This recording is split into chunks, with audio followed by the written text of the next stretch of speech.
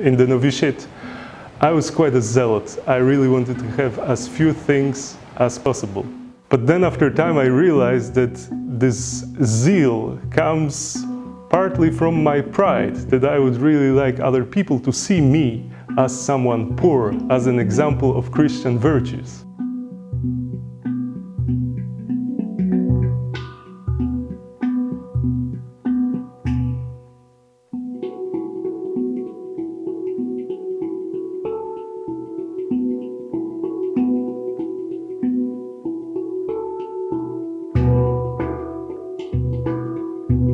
The vow of poverty has actually played quite an important role in my discernment of my calling.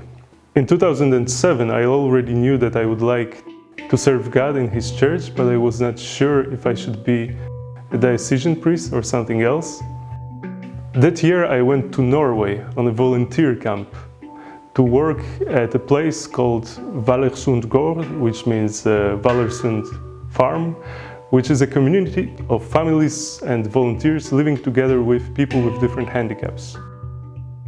And what struck me about that community was their generosity. And after time I realized that their generosity comes from a habit of sharing everything they have with those around them. And I thought that this is a way of life which I would also like to follow.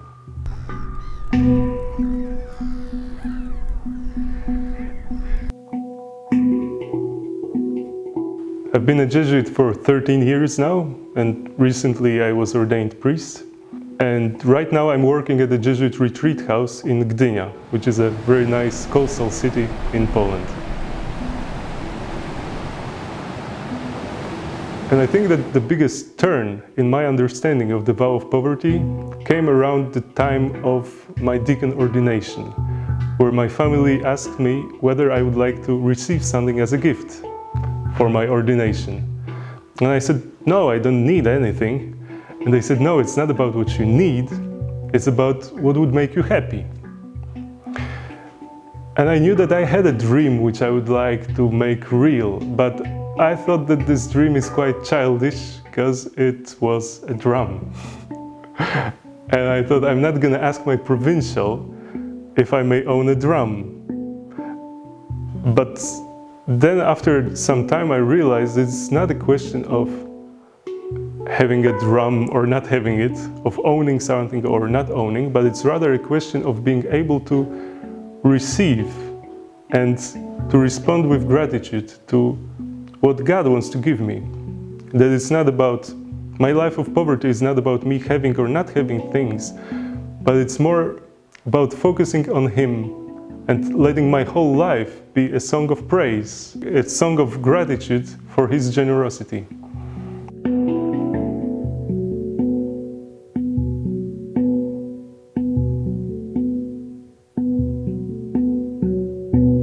I had a feeling like I can express my joy of life, express my happiness, or express also many different feelings with the music.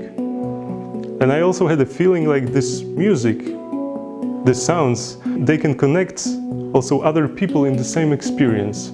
Especially people who are like searching in different spiritualities, people looking for some deeper spiritual experience. They're looking for meditational music, and they often use this instrument as a background for their meditation. And I thought that, well, why shouldn't a priest be playing such an instrument if it helps people with prayer, if it helps them to raise their thoughts up towards their Creator?